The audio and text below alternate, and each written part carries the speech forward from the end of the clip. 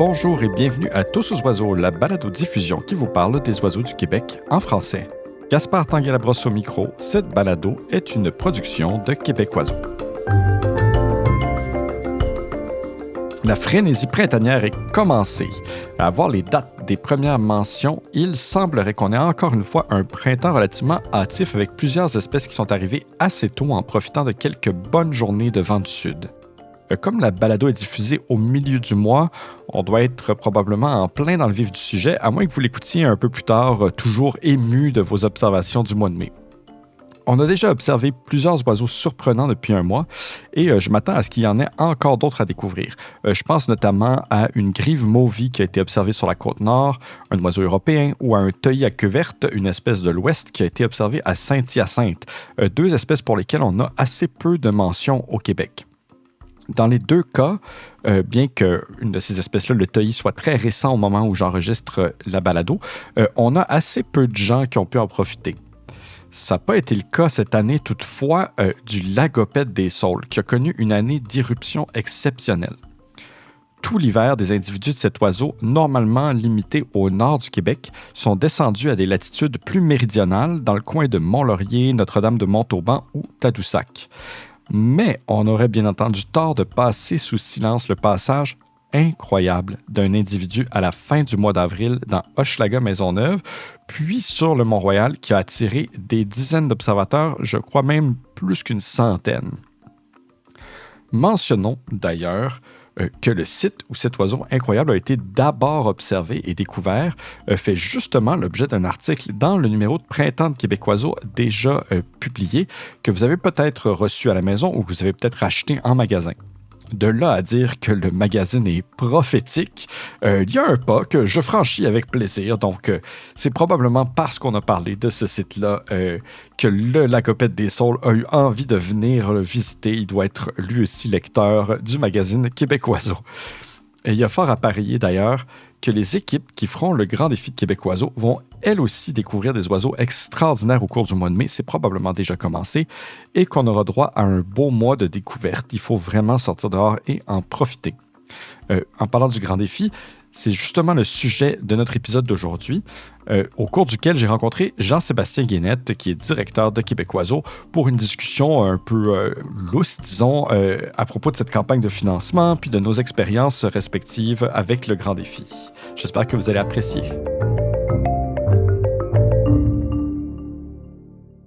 Alors, je retrouve avec grand bonheur Jean-Sébastien Guénette, qui est directeur de Québec Oiseaux, qui est venu quand même plusieurs fois à la balado-diffusion.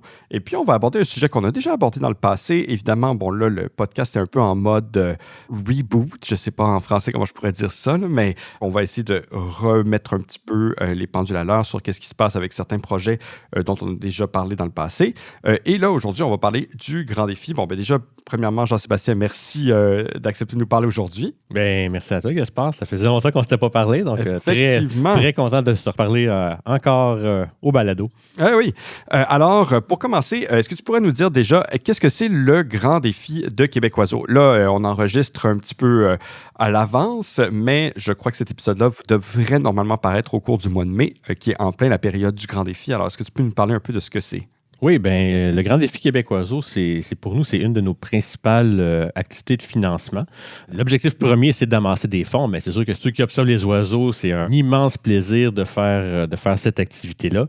Le principe, c'est on invite les gens à former des équipes, puis après ça, de faire une espèce de marathon d'observation, donc d'essayer d'observer le plus grand nombre d'oiseaux possible dans une période de 24 heures. C'est sûr que, bon, je pense pas que les gens vont... Il y a beaucoup de gens qui vont faire de l'observation en pleine nuit, mais il y en a qui le font. Les plus crinqués vont passer vraiment 24 heures à essayer d'observer le plus d'espèces possible. Puis après ça, on essaie de solliciter notre entourage, nos voisins, notre famille pour nous commanditer, donc amasser des fonds.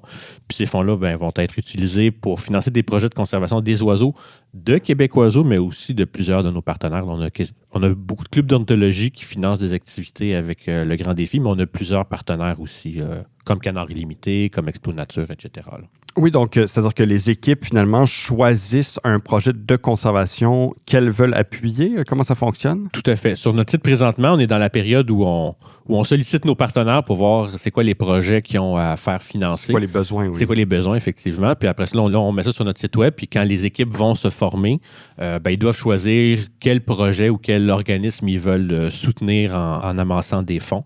Au moment d'écouter le balado, peut-être qu'il sera encore temps d'ajouter des projets, là, selon si on n'est pas dans la période du grand défi, mais il y a toujours moyen de contacter Québec Oiseau pour voir si on peut créer des nouvelles équipes puis ajouter des projets à faire financer. Là. Oui, puis ça peut aussi être si vous avez des idées de projets à soutenir, c'est toujours une possibilité de le faire, admettons, l'an prochain. Exact. Donc, à chaque année, on peut rajouter des choses. Est-ce que tu peux nous donner des exemples, par exemple, de projets qui ont été soutenus dans le passé, qui ont une certaine importance, le genre de fonds qui ont été amassés? Oui, bien, pour Québec Oiseau, c'est très important comme source de revenus.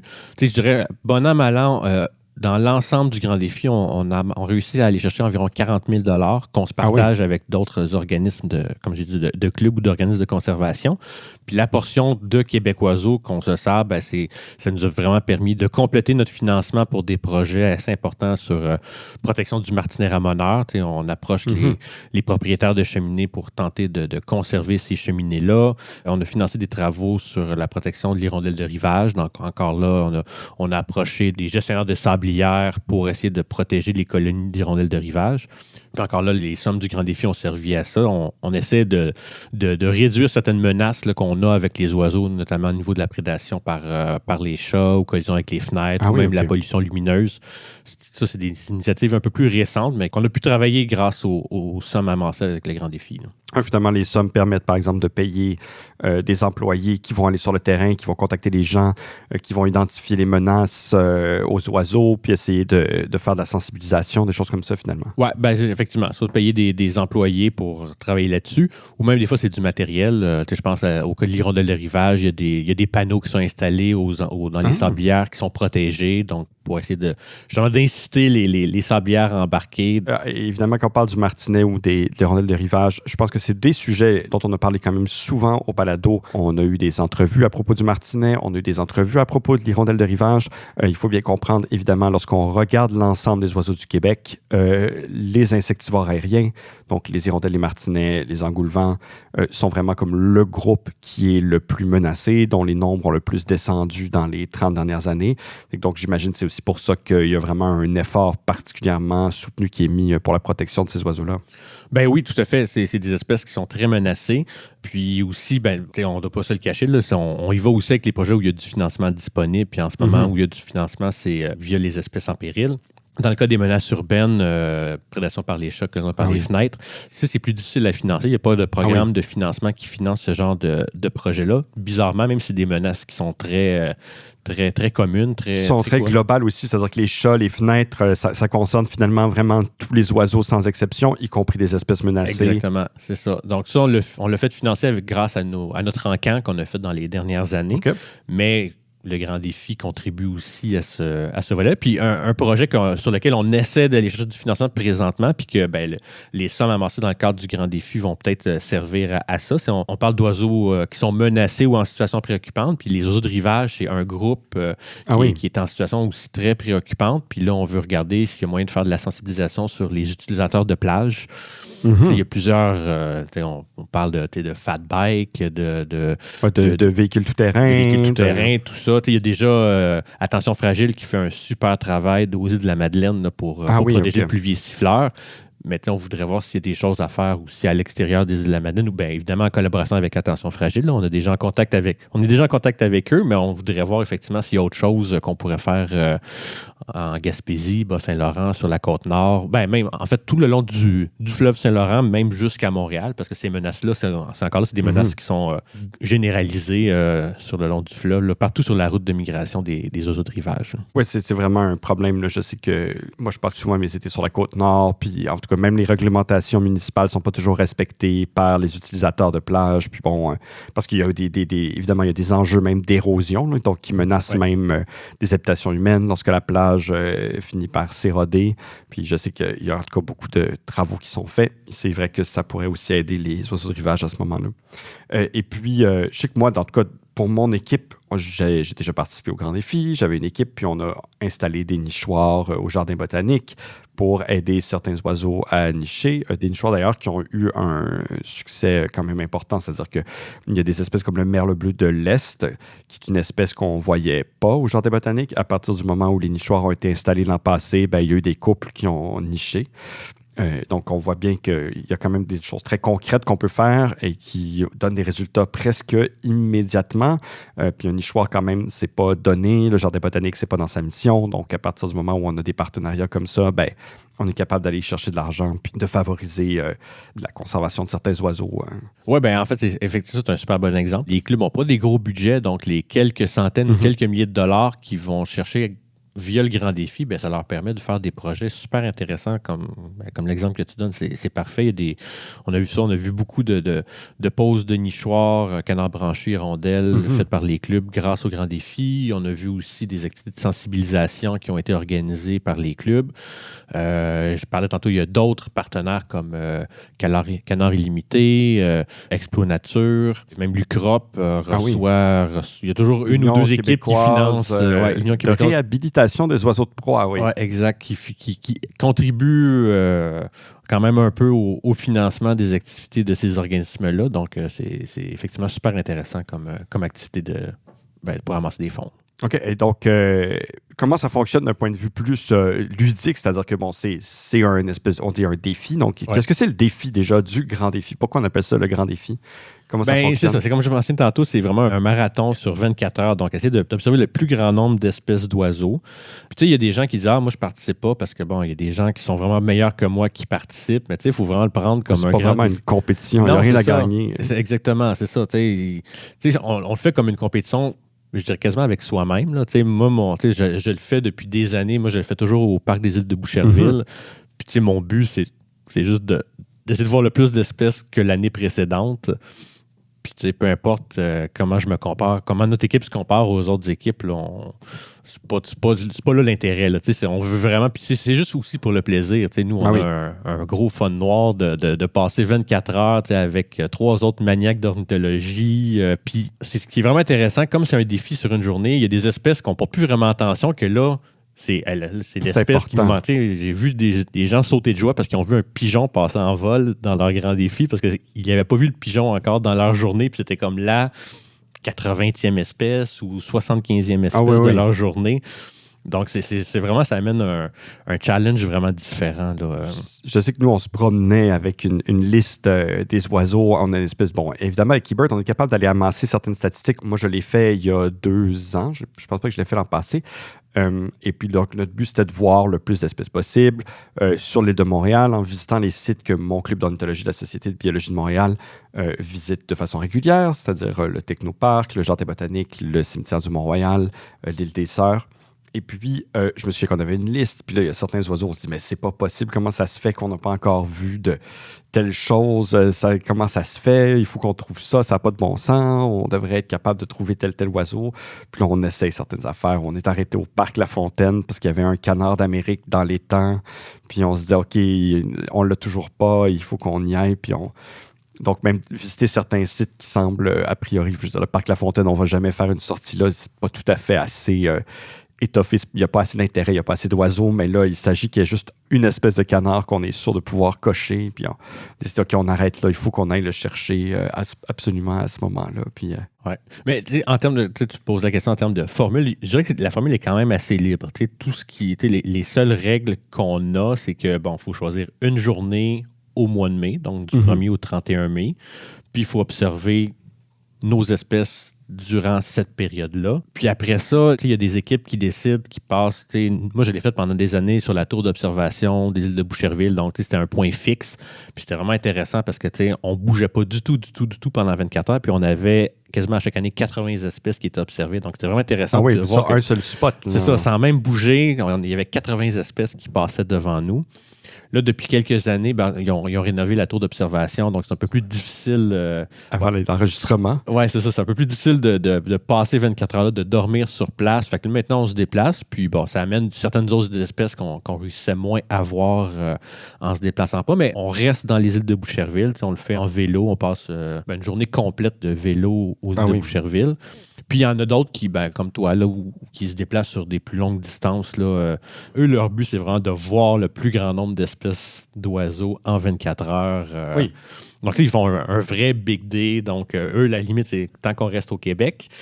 Oui, c'est ça. Tant que le voyagement nous permet de se déplacer à l'intérieur de 24 heures. Là. On avait enregistré avec Serge Baudette, dont l'équipe qui a le record, je pense, année après année, du plus grand nombre d'espèces observées dans une seule journée. Mais je sais que c'est des gens qui sont extrêmement motivés. Donc, par exemple, moi, avec mon équipe, on avait quand même commencé très tôt le matin. On avait commencé, je pense, un petit peu avant le lever du soleil à l'estacade du Pont-Champlain, donc autour de 5 heures le matin.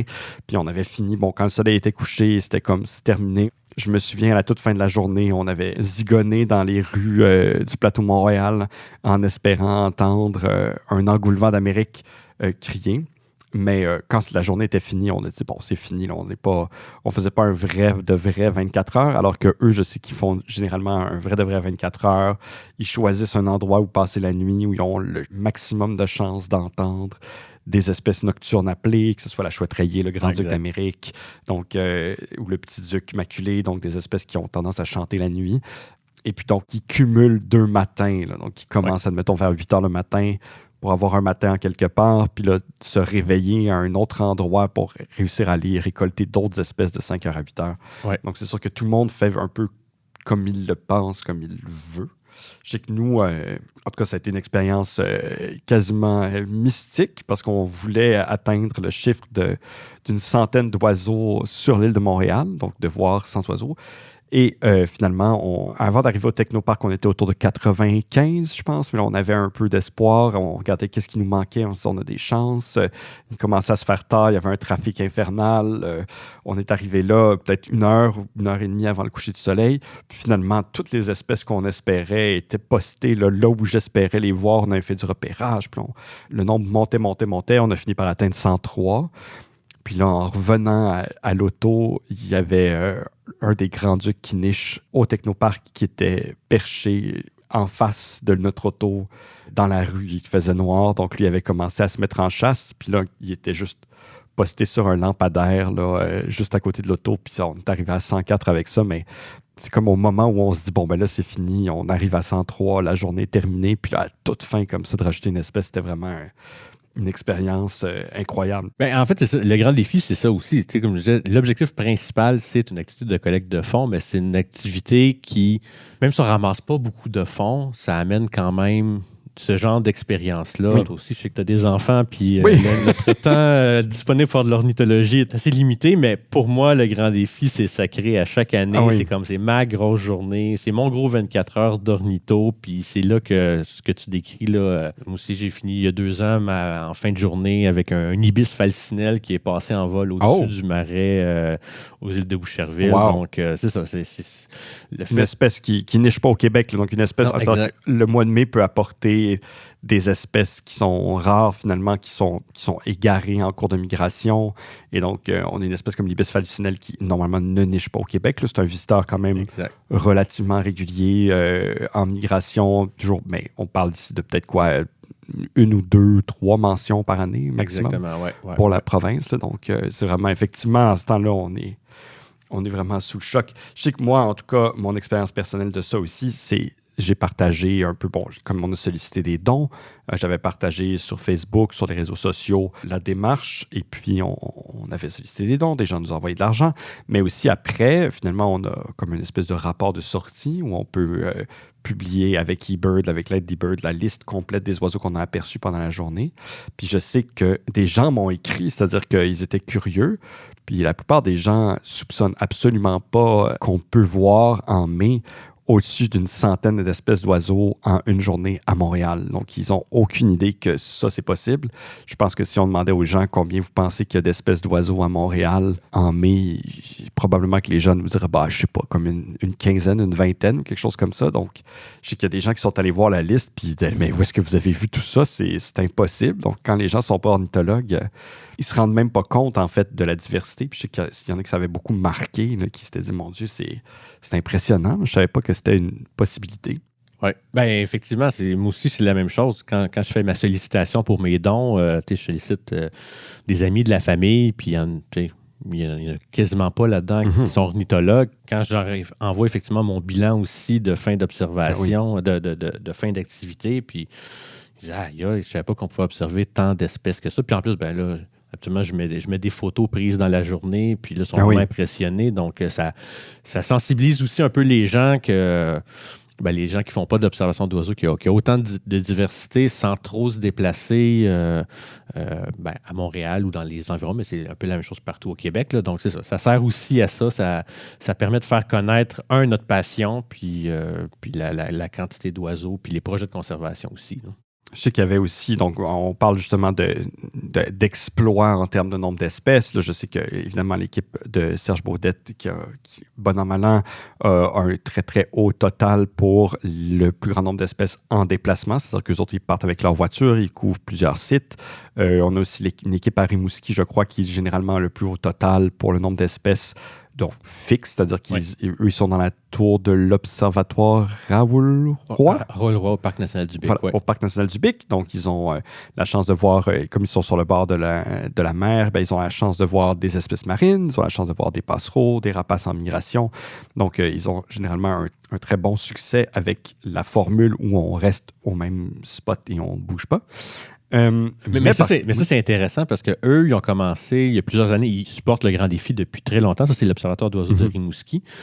Puis c'est ça, comme tu dis, eux, ils ont pris la formule fixe parce qu'ils ont de toute façon, il y a un observateur qui fait le décompte des oiseaux de proie puis des passereaux à cette période de l'année.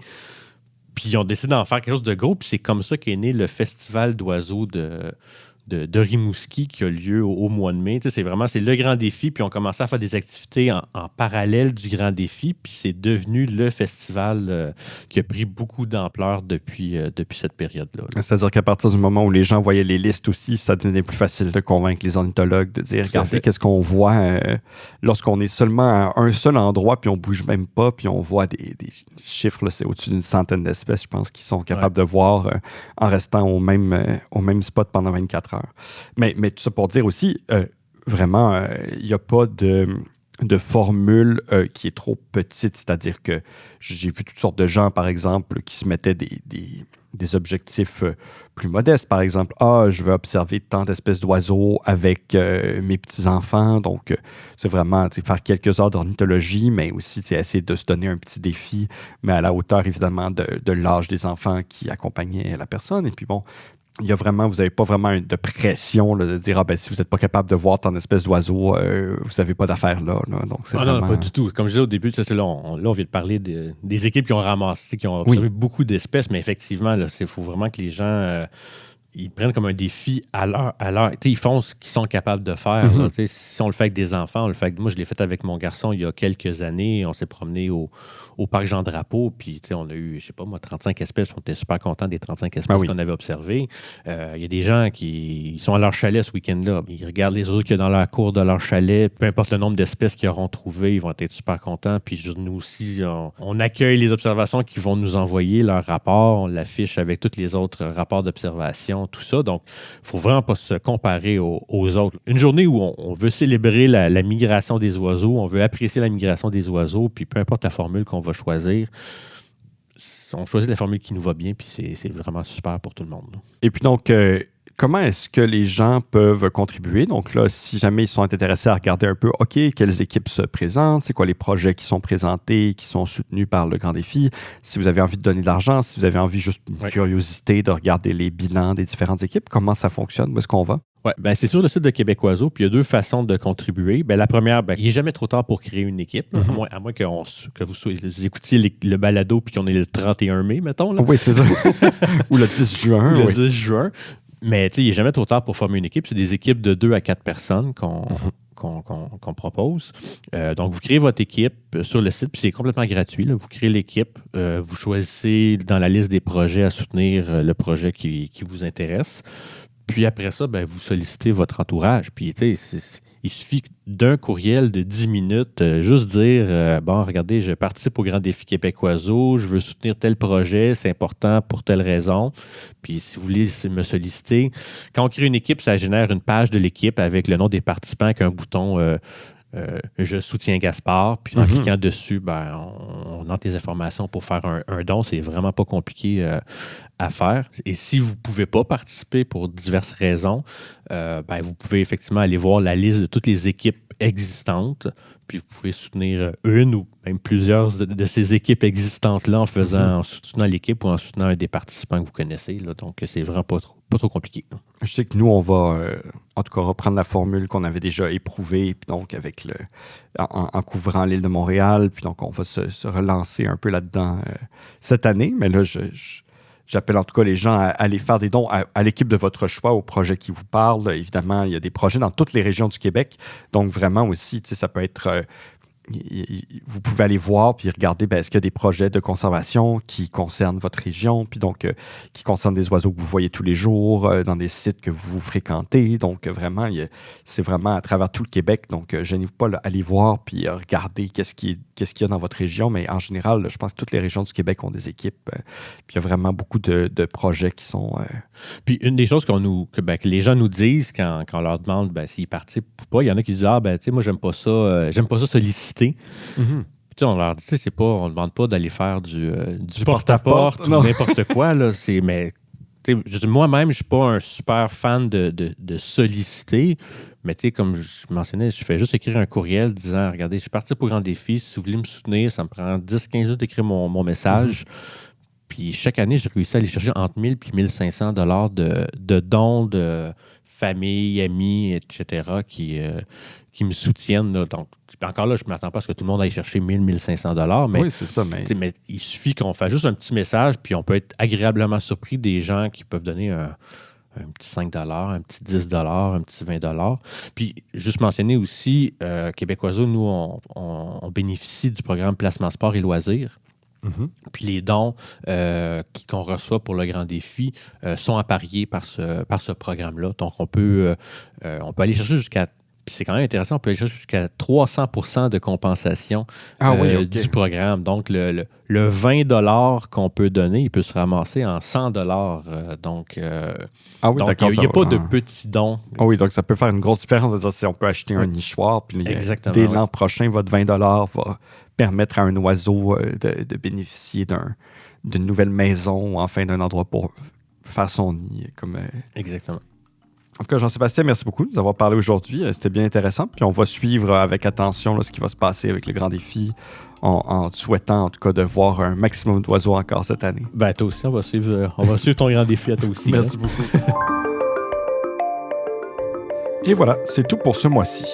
Pour ceux qui veulent en savoir plus sur le sujet du mois, le Grand Défi, je vous invite à consulter le site de Québec Oiseau au Québec Oiseau, en un seul mot et avec un X au pluriel à oiseau.org.